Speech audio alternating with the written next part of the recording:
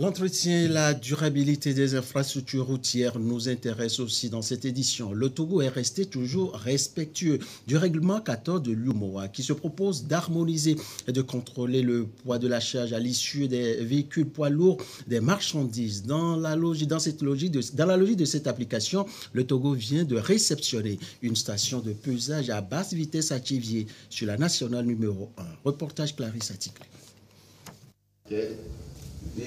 Voici les clés de la station de pesage à basse vitesse de Thiévié.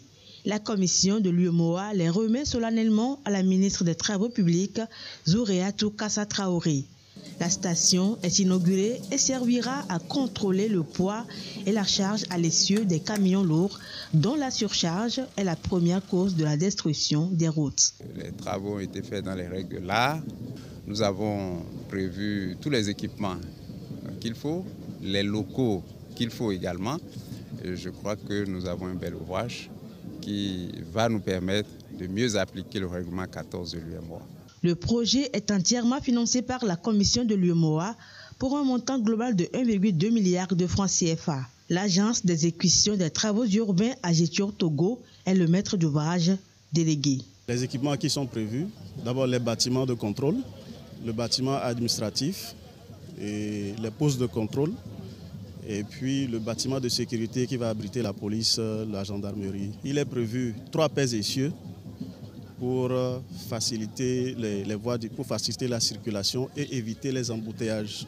Au Togo, les grands chantiers de reconstruction et de modernisation du réseau routier sont en cours et la mise en place de cette station de pesage à basse vitesse vient consolider le processus d'intégration sous-régionale entreprise. C'est plus les poids lourds qui endommagent de façon prématurée les infrastructures réalisées. Et donc aujourd'hui, c'est pour nous un honneur de pouvoir recevoir cet ouvrage-là. Il y a déjà un à Djiréoué. Nous sommes en train même de construire avec la BAD un autre à Mango, de manière à renforcer ce contrôle-là. Ça voudrait dire qu'aujourd'hui, après le port autonome de Lomé, où le contrôle est fait, le premier contrôle se situe à 40 km et qui est doublé par la suite à Djiréoué et qui va se poursuivre jusqu'à Mango.